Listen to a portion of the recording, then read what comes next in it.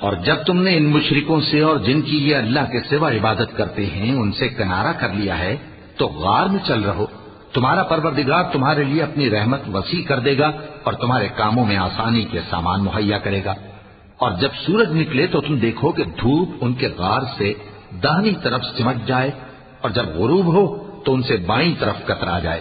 اور وہ اس غار کے کشادہ حصے میں تھے۔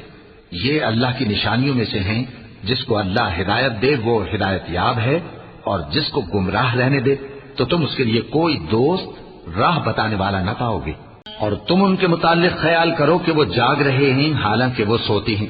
اور ہم ان کو دائیں اور بائیں کروٹ بدلاتے تھے، اور ان کا کتا چوکھٹ پر دونوں ہاتھ پھیلائے ہوئے تھا۔ اگر تم ان کو جھانک کر دیکھتے تو پیٹ پھیر کر بھاگ جاتے اور ان سے دہشت میں آ جاتے۔ اور اسی طرح ہم نے ان کو اٹھایا تاکہ آپس میں ایک دوسرے سے دریافت کریں۔ ایک کہنے والے نے کہا کہ تم یہاں کتنی مدت رہے؟ انہوں نے کہا کہ 1 دن یا اس سے بھی کم۔ انہوں نے کہا کہ جتنی مدت تم رہے ہو تمہارا پروردگار ہی اس کو خوب جانتا ہے، تو اپنے میں سے کسی کو یہ روپیہ دے کر شہر بھیجو، وہ دیکھے کہ نفیس کھانا کون سا ہے تو اس میں سے کھانا لے آئے، اور احتیاط سے آئے جائے اور تمہارا حال کسی کو نہ بتائے۔ اگر وہ تم پر دسترس پا لیں گے تو تمہیں سنسار کر دیں گے یا پھر اپنے مذہب میں داخل کر لیں گے، اور اس وقت تم کبھی فلاح نہیں پاؤ گے۔ اور اسی طرح ہم نے لوگوں کو ان کے حال سے خبردار کر دیا تاکہ وہ جانیں کہ اللہ کا وعدہ سچا ہے، اور یہ کہ قیامت جس کا وعدہ کیا جاتا ہے اس میں کچھ شک نہیں۔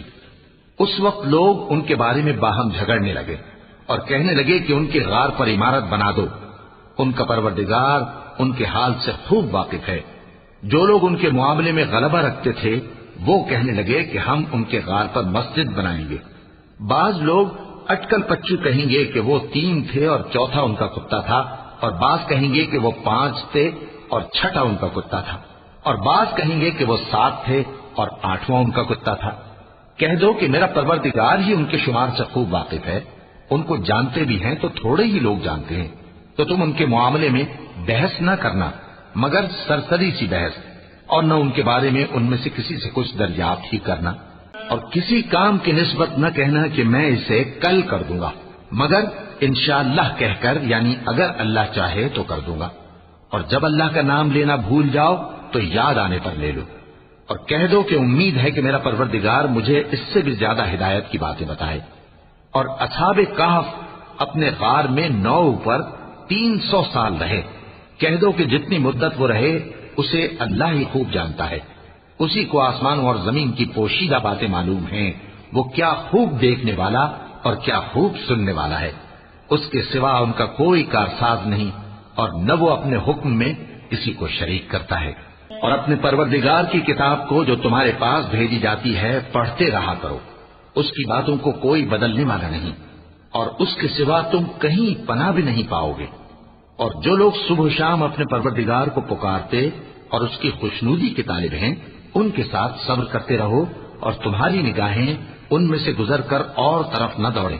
کہ تم دنیاوی زندگی کی رونقوں کے خاصگار ہو جاؤ۔ اور جس شخص کے دل کو ہم نے اپنی یاد سے غافل کر دیا ہے اور وہ اپنی خواہش کی پیروی کرتا ہے اور اس کا کام حد سے بڑھ گیا ہے، اس کا کہا نہ ماننا،